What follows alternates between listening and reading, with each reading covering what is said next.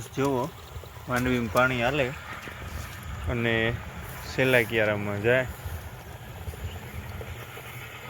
હવાની ભરાઈ જાય ને એટલે આપણે માધવપુર બાજુ નીકળવું. ઓછો આશ્રમમાં ફરવા જાવું. લાઇટ હરખી હરખી રહે તો ભરાઈ જાય. જો લાઇટમાં કંઈ આગળ પાછું થાય ને તો પ્લાનમાં થોડોક ફેરફાર થાય. હાલો તો એવું હવેલી જ ભેગા થાય હું.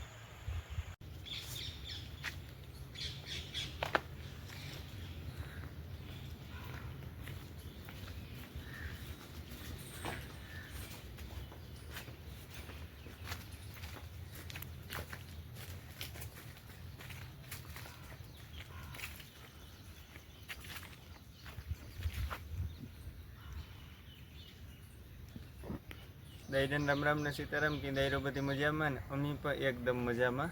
એ બસ જુઓ અટાણે અમે માધવપુર ફરવા આવ્યા.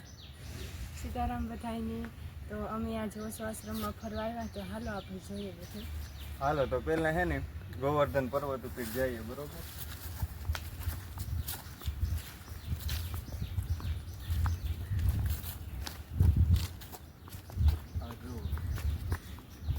શંકર હે એ રીતનું આખું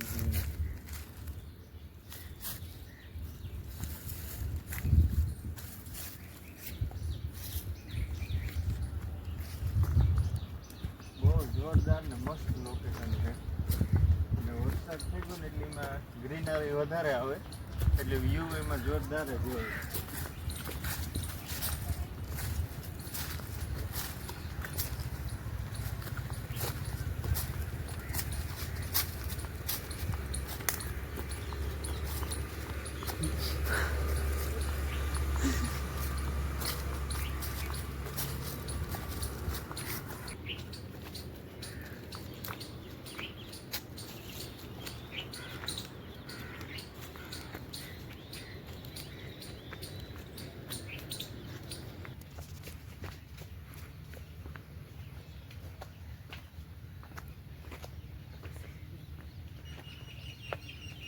બસ જુઓ ગોવર્ધન પર્વત ઉપર પૂગવા જઈએ અને વાદળ છાયું વાતાવરણ છે ને એટલે બહુ મજા આવે.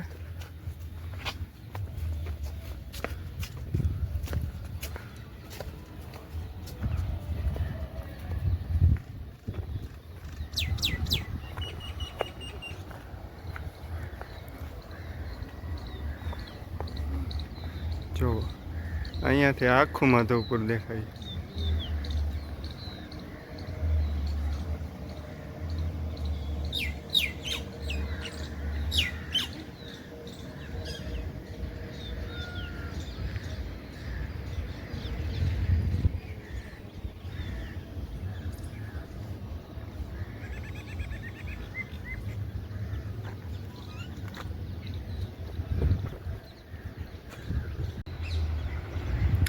જો આપણે જવાનું છે ને આ શોર્ટકટ રસ્તે સીડી ઉપર.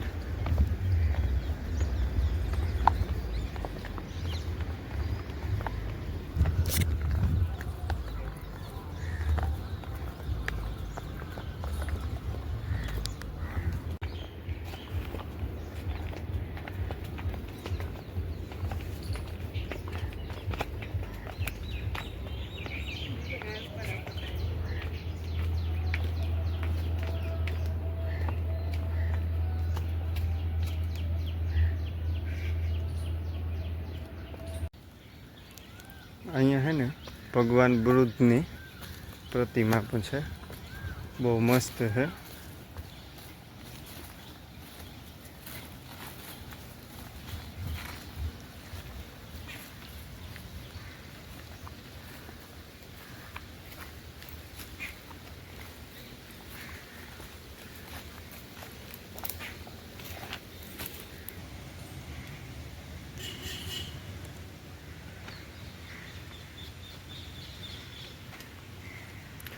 ધીમો ધીમો વરસાદ ચાલુ થયો.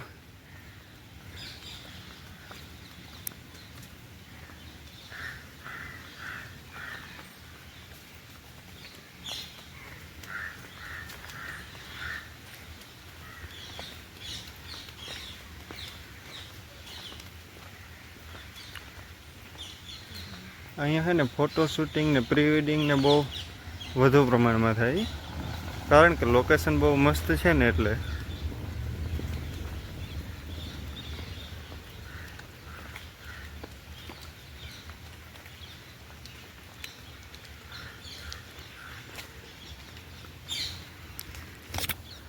લગભગ બધા માધવપુર આવતા છે ને એ ઓશો આશ્રમમાં ફરવા આવતા જ હોય, અને ઓશો આશ્રમમાં ફરવા આવે ને એટલે એક ઓલું પીછું નથી, ત્યાં રાખીને બધા ફોટા પાડતા હોય. આપણે ત્યાં પર જાય હું હમણાં.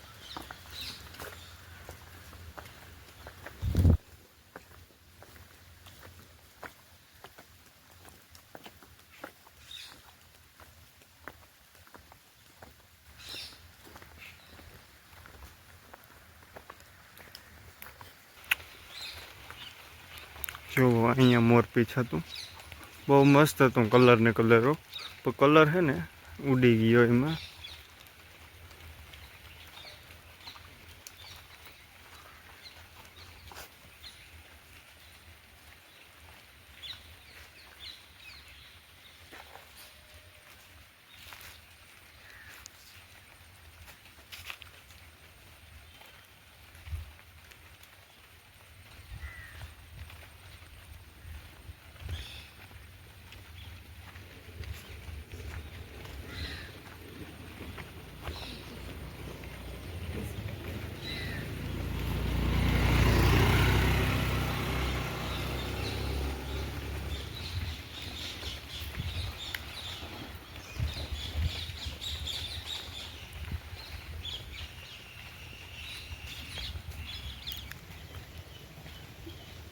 જુઓ કેવી મસ્ત કોતરણી છે પથ્થરમાં.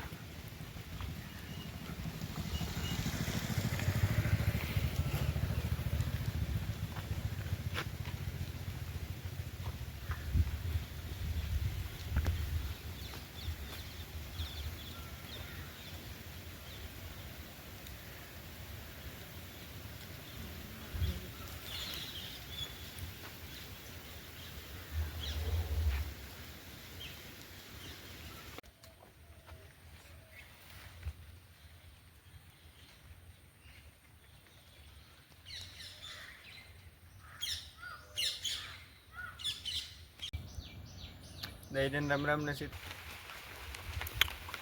જો અહીંયા